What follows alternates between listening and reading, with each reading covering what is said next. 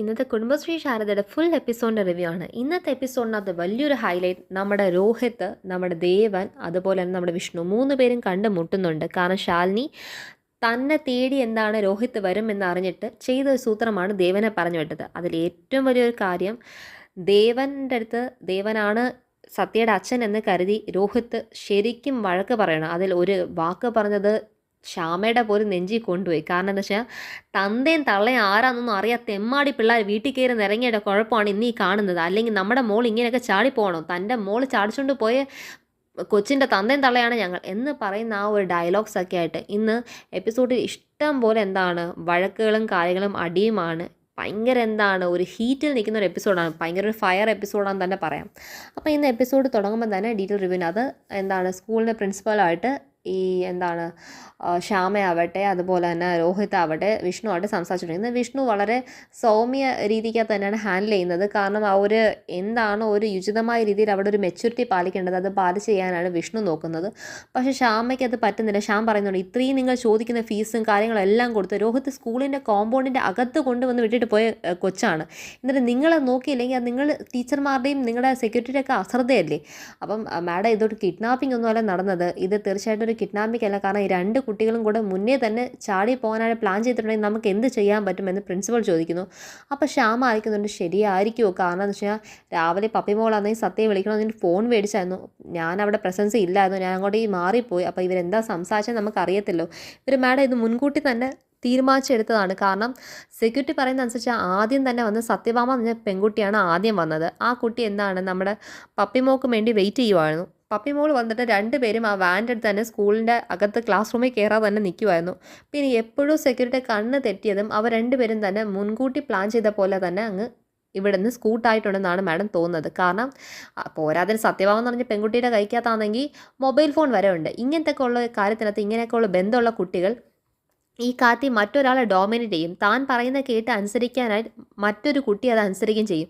ഉടനെ ടീച്ചർ വന്ന്, ആ മാഡം പറഞ്ഞത് ശരിയാണ്, എനിക്ക് എപ്പോഴും തോന്നിയിട്ടുണ്ട് സത്യ പറയുന്ന കേട്ട് തന്നെയാണ് പപ്പി അനുസരിച്ച് നടക്കുന്നതെന്ന് എനിക്ക് തോന്നിയിട്ടുണ്ട്. സത്യയുടെ പറയുന്ന കേട്ട് തന്നെയാണ് പപ്പിയുടെ ഓരോ പെരുമാറ്റങ്ങളും എനിക്ക് തോന്നിയിട്ടുണ്ട്. ക്ലാസ്സിൽ തന്നെ ഏറ്റവും വലിയ ഫ്രണ്ട്സ് എന്ന് പറയുന്നത് സത്യയും പപ്പിയും തന്നെയാണ്. പിന്നെ കുഞ്ഞു കുട്ടികളായതുകൊണ്ട് അവരുടെ ഫ്രണ്ട്ഷിപ്പിനകത്ത് നമ്മൾ നിയന്ത്രണമൊന്നും വെക്കാൻ പോയിട്ടില്ല. ഇതൊക്കെ കേൾക്കുമ്പോൾ രോഹിതിനങ്ങ് ചൊറിഞ്ഞു വരുവാണ്. ഉടനെ ശ്യാമ പറയുവാണ്, ഇതൊക്കെ നിങ്ങൾ ഒഴിഞ്ഞു മാറാനായി പറയുന്നൊരു കാര്യമല്ലേ, എന്നാലും ഒരു കുട്ടികളെ ശ്രദ്ധിക്കേണ്ടത് നിങ്ങളുടെ ഉത്തരവാദിത്തമല്ലേ, നിങ്ങൾ നിങ്ങളുടെ ഉത്തരവാദിത്തം എന്താണെന്ന് നിങ്ങൾ ഒഴിയുവാണോ? ഉടനെ വിഷ്ണു പറയുന്നുണ്ട്, ശ്യാമ ഒന്ന് അടങ്ങ് എന്ന് പറയുമ്പോഴത്തേക്കും, പിന്നെ അല്ല രോഹിത്തേട്ടാ, പാരൻസ് ഇതിക്കുള്ള എന്താണ് ചെയ്യേണ്ടത്, പാരൻസിൻ്റെ സ്കൂളിൽ കൊണ്ടുവന്ന് വിടാം എന്നല്ലാതെ അതിൻ്റെ അപ്പുറത്തേക്ക് അവർക്ക് വന്ന് കൂട്ട് നിൽക്കാനും കൂടെ പറ്റുമോ എന്ന് പറയുമ്പോഴത്തേക്കും ടീച്ചർ പറയുന്നുണ്ട്, ഞങ്ങൾ ഉത്തരവാദിത്തം നിന്ന് ഒഴിഞ്ഞു മാറുമല്ല മാഡം, നമുക്ക് എല്ലാവർക്കും കൂടെ ഒരുമിച്ച് ഈ കാര്യത്തിനൊരു പരിഹാരം കണ്ടെത്താമെന്നേ പറഞ്ഞോളൂ. ശാരദാമ്മ എന്നീ ശാലിനി വിളിച്ച് ഈ കാര്യമൊക്കെ പറയുന്നുണ്ട്. അതായത് ഇവിടെ ഭയങ്കര വഴക്കാണ്. വിഷ്ണു ആവട്ടെ, നമ്മുടെ ശ്യാമമോളാവട്ടെ, എല്ലാവരും ഭയങ്കര ദേഷ്യത്തിൽ തന്നെ നിൽക്കുവാണ്. പ്രത്യേകിച്ച് രോഹിത്താണെങ്കിൽ സത്യയുടെ അമ്മ ആരാന്ന് വീട്ടിൽ വന്ന് കണ്ടേ പറ്റത്തുള്ളൂ എന്ന് പറഞ്ഞിട്ട് സത്യയുടെ വീട്ടിലേക്ക് വരാനായിട്ട് നിൽക്കുവാണ്. മോളെ നമ്മൾ എന്ത് ചെയ്യുമെന്ന് അറിയത്തില്ല, അതാണ് ഏറ്റവും വലിയ പ്രശ്നം, നിൻ്റെ 2 മക്കളെയും കാണാതെ പോയല്ലോടി, എന്ത് ചെയ്യുവടി എന്ന് പറഞ്ഞിട്ട് ചോദിക്കുന്നുണ്ട്. അപ്പോൾ ശാലിനി, അമ്മ വയ്ക്ക് ഞാൻ നോക്കട്ടെ എന്ന് പറഞ്ഞിട്ട് ഒരു തീരുമാനം എടുക്കുന്നതാണ് ദേവനെ സ്കൂളിലേക്ക് പറഞ്ഞു വിടാനായിട്ട്.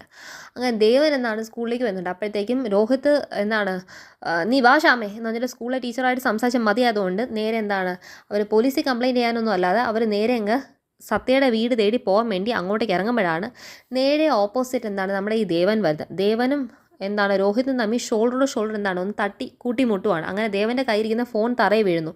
പക്ഷേ ദേവൻ എന്ത് ചെയ്യുവാന്ന് വെച്ചാൽ, സോറി ബ്രോ പോലും തനിക്ക് കണ്ണില്ലേടോ, താൻ എവിടെ നോക്കിയാടോ നടക്കുന്നത്, സോറി പറഞ്ഞല്ലോ, പിന്നെ ഞാൻ ടെൻഷനകത്ത് പോയത് കൊണ്ടാണ് സംശയം, പിന്നെ മറ്റാർക്കും ടെൻഷനില്ലാത്ത പോലെ തനിക്ക് മാത്രമേ ലോകത്ത് ടെൻഷനുള്ളൂ എന്ന് പറഞ്ഞിട്ട് രോഹിത് ഈ ദേവൻ്റെ അടുത്ത് ഭയങ്കര ഇതേക്ക് അത് ഷൗട്ട് ചെയ്യുവാണ്. ദേവനാണെങ്കിൽ എന്താണെന്ന് മനസ്സിലാകുന്നത്, ഞാൻ സോറി പറഞ്ഞില്ലേ ബ്രോ പിന്നെ എന്താണെന്ന് പറയുമ്പോഴത്തേക്കും പിന്നെ കാണിക്കുന്നത് ആ മീൻപാറയ്ക്കിൽ പോകുന്ന ആ ബസ്സാണ് കാണിക്കുന്നത്. അതിലേക്ക് നമ്മുടെ 2 പിള്ളേരിരിപ്പുണ്ട്. അവരെ നോക്കി തന്നെ ആ ബാക്കിൽ ഒരു പീഡോ ഫൈലാന്ന് തോന്നുന്ന രീതിക്ക്, അതായത് പിള്ളേരെ പിടുത്തക്കാരനോ ശാരീരികമായി ഉപദ്രവിക്കാൻ സാധ്യതയുള്ള ഒരു വ്യക്തിയുടെ ഒരു മുഖഭാവമുള്ള ഒരു വ്യക്തി അവരുടെ പിറകിലിരിപ്പുണ്ട് ഞാൻ പറഞ്ഞില്ലേ.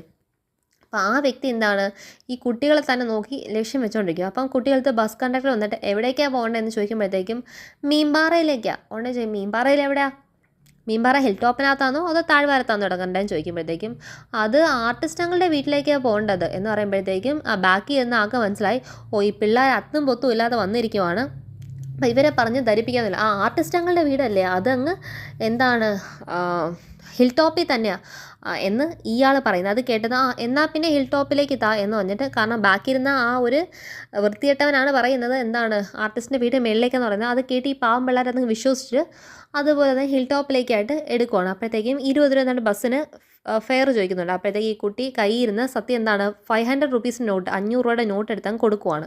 അപ്പോഴത്തേക്ക് 500 രൂപയോ ചില്ലറയില്ലേ എന്ന് പറയുമ്പോഴത്തേക്കും എന്നാൽ ശരി എൻ്റെ കൈ ഇരിക്കട്ടെ ഇറങ്ങാന്നത്ത് ഞാൻ തരാം മീൻപാറ എത്തുമ്പോൾ തരാമെന്ന് പറഞ്ഞ് അയാൾ അങ്ങ് പോകാൻ നിൽക്കുമ്പോഴത്തേക്ക് ഈ ബാക്കി ഇരുന്ന ആ ഒരു വൃത്തികെട്ടൻ എന്താണ് പറയുവാണ്, പിള്ളേരുടെ പൈസയാണേ കൊടുത്തേക്കണേ, അതൊക്കെ ഞാൻ കൊടുത്തോളാം താൻ കൂടുതൽ നോക്കണ്ട എന്ന് പറയുമ്പോഴത്തേക്ക് ഈ പിള്ളേർക്ക് എന്താണ് ഇയാൾ നല്ലൊരു മനുഷ്യനാണോ എന്നൊരു തോന്നുവാണ്. അങ്ങനെ അപ്പം പിന്നെ കാണിക്കുന്നത് ഈ പിള്ളേരെ ഇയാൾ തിരിഞ്ഞ് നോക്കുന്നുണ്ട്, ഇയാൾ ഈ പിള്ളേർ തിരിഞ്ഞ് നോക്കുന്നുണ്ട്, എന്തോ ഒരു ഗൂഢതന്ത്രങ്ങൾ എന്താണ് ആലോചിച്ചുകൊണ്ട് നിൽക്കുന്നതാണ് ഈ കാണിക്കുന്നത്. അപ്പോൾ ഇയാളോട് ചോദിക്കുന്നത് തനിക്ക് എവിടെ പോകേണ്ടതെന്ന് പറഞ്ഞിട്ട് ബസ് ടിക്കറ്റ് ചോദിക്കുമ്പോഴത്തേക്ക് ഇയാൾ പറയുന്നത് എനിക്ക് മീൻപാറ ഹിൽ ടോപ്പ് തന്നെ ആയിക്കോട്ടെ എന്ന് പറഞ്ഞ് ഈ 2 പിള്ളേരെ ഒന്ന് നോക്കുവാണ്. പിന്നെ കാണിക്കുന്നത് വീണ്ടും സ്കൂളിൽ തന്നെ എന്താണ് രോഹിത്തും അതുപോലെ തന്നെ ദേവനും തമ്മിലുള്ള വഴക്ക് മടിയാണ്. അപ്പോഴത്തേക്കും ദേവൻ എന്താണ് പറയുന്നത്, സോറി പറഞ്ഞില്ലേ ബ്രോ പിന്നെ എന്തിനാണ്.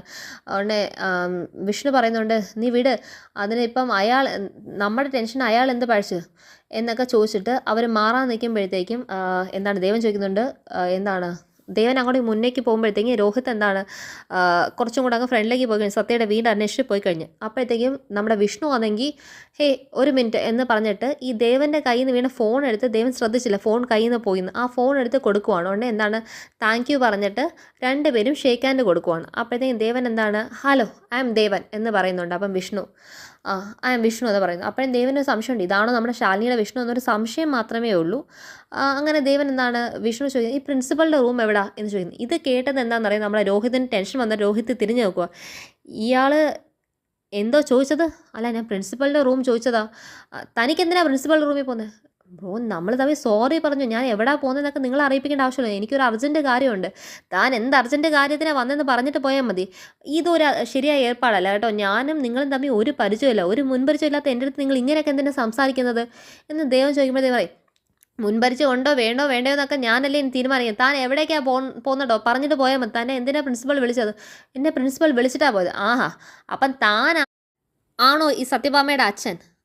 ദേവൻ ചോദിക്കുകയാണ് അതെന്താ താൻ അങ്ങനെ എൻ്റെ അടുത്ത് ചോദിച്ചത് എന്ന് പറയുമ്പോഴത്തേക്ക് രോഹിത് പറയാം താൻ അത് പറഞ്ഞിട്ട് പോയാൽ മതി.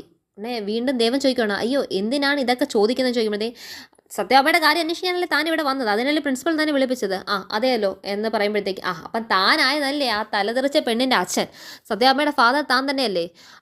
അതിന് ദേവൻ ഒന്നും പറയുന്നില്ല, താൻ അച്ഛനാണോ അല്ലയോ ഒന്നും പറയുന്നത്, പക്ഷേ സത്യഭാമയുടെ കാര്യം അന്വേഷിക്കാനാണ് താൻ വന്നതെന്ന് മാത്രമേ ഉള്ളതിന് പറയുന്നുണ്ട്.